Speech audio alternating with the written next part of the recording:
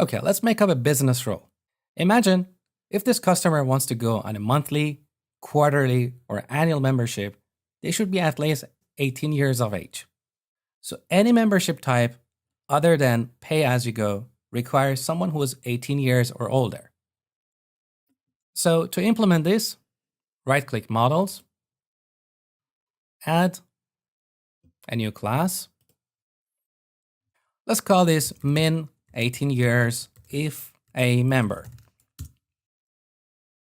We need to derive this class from validation attribute, which is defined in system.componentModel.dataAnnotations.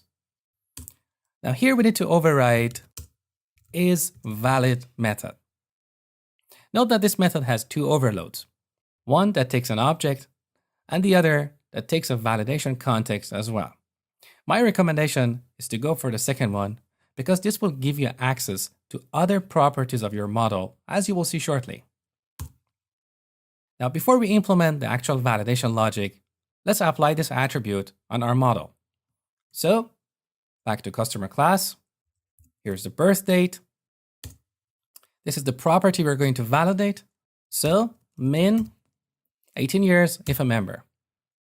So if the user selects a membership type that is not pay as you go, they should also specify the birth date of this customer, and this customer should be at least 18 years of age. Now back to our validation attribute, delete this line. We're going to implement our own validation logic. Now first, we need to check the selected membership type, and that's where this validation context comes into picture. So validation context that object instance, this gives us access to the containing class, in this case, customer. Now, because this is an object, we need to cast it to customer.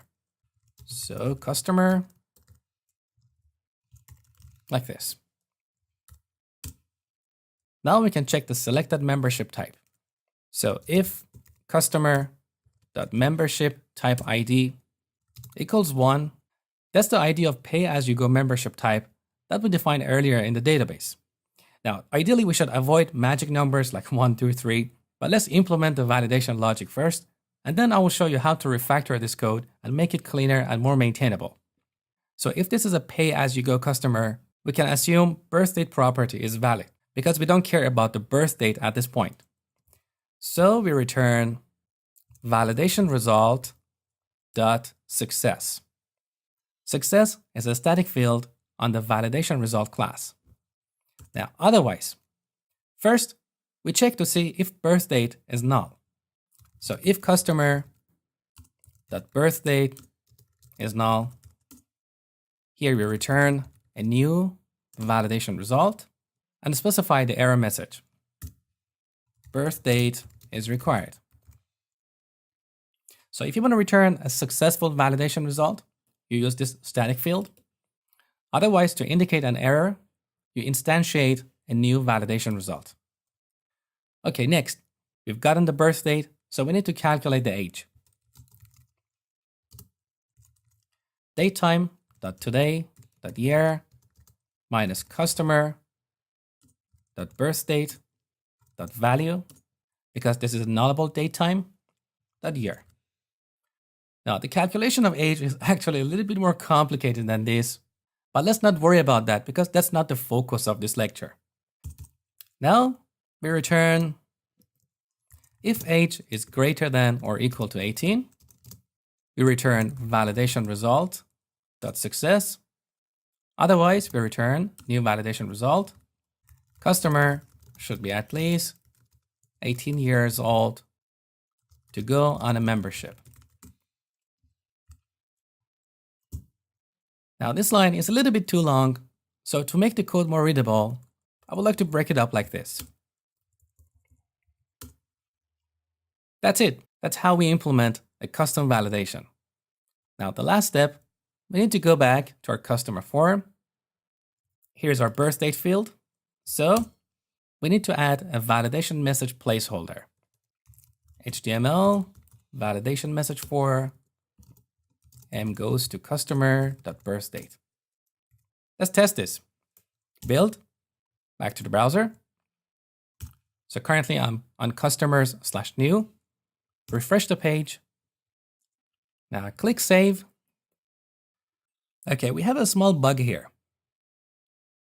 In our validation class, we assume that if membership type ID is 1, birth date is considered valid. But if the user does not select membership type, from a usability point of view, it's better not to display the birth date error message because that would give the user too many error messages right from the get-go. So I would like to add another condition here. If customer.membership type ID is 0, and that happens when the user does not select a membership type, because 0 is the default value for numeric properties. Let's build, back here, refresh, continue. Beautiful. The error message for birth date is gone. So now let's select monthly. Save. There you go, it's required. 1st of January 2000. Save again. Now we get a different error message. Customer should be at least 18 years. Now let's change this back to pay as you go. Save. Beautiful.